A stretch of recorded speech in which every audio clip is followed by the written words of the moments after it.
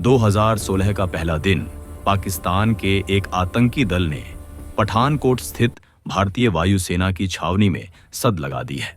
उनका मकसद सुरक्षा संपत्तियों को तबाह करना और ज्यादा से ज्यादा लोगों की जान लेना।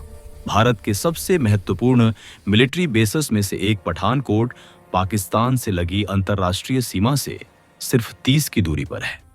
जनवरी 2016 दोपहर 3:45 पठानकोट एयरबेस रेड अलर्ट पर है।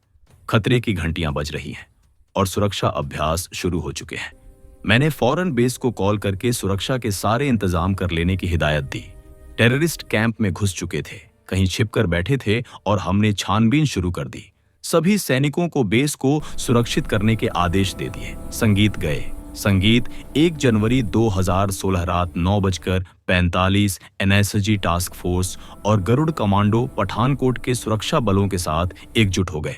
संगीत है 2000 एकड़ के ए बस को बंद कर दिया गया। आतंकवादी पठानकोट शहर के किसी भी हिस्से में हो सकते हैं। खोज जारी है। 2 जनवरी 2016 सुबह संगीत 2:15 जमीन से लेकर आसमान तक निगरानी मुस्तैद है, लेकिन यह आतंकी एक आत्मघाती मिशन पर है। लेकिन उनकी किस्मत धोखा दे गई। हवाई निगरानी कर रहे एक ड्रोन ने उनके शरीर की गर्मी को भांप लिया।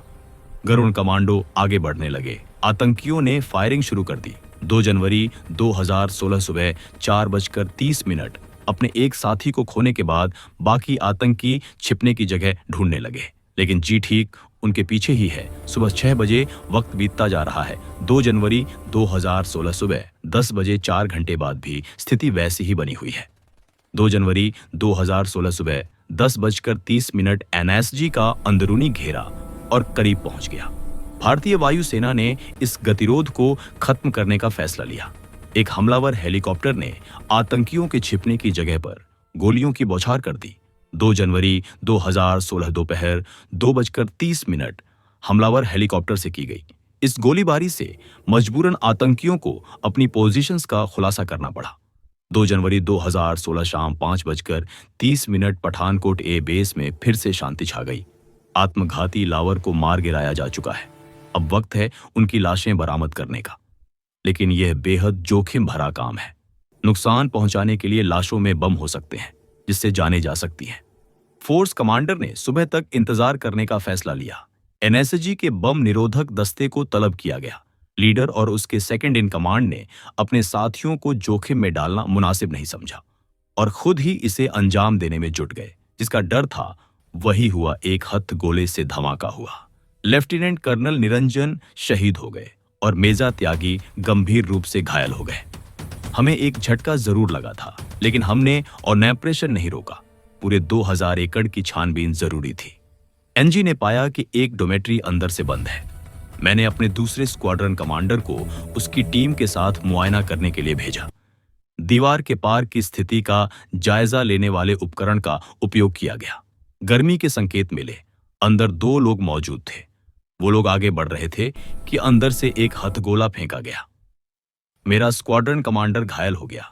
3-4 और लड़के घायल हो गए। मैंने अपने कमांडिंग ऑफिसर से कहा कि उन्हें अंदर ही खत्म कर देते हैं और हमने मलोट कॉकटेल अंदर फेंका।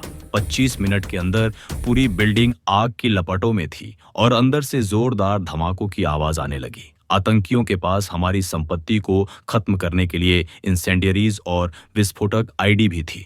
48 घंटों बाद 6 जनवरी 2016 को सुबह 8 बजे पठानकोट ए बेस को सुरक्षित घोषित कर दिया गया। आखिरकार आतंकियों के खिलाफ यह अभियान हुआ। इस फिदाई हमले की योजना महीनों से बनाई जा रही होगी, पर आतंकी अपने मकसद में कामयाब नहीं हो सके। भारतीय सुरक्षा बल फिर विजय संगीत हुआ।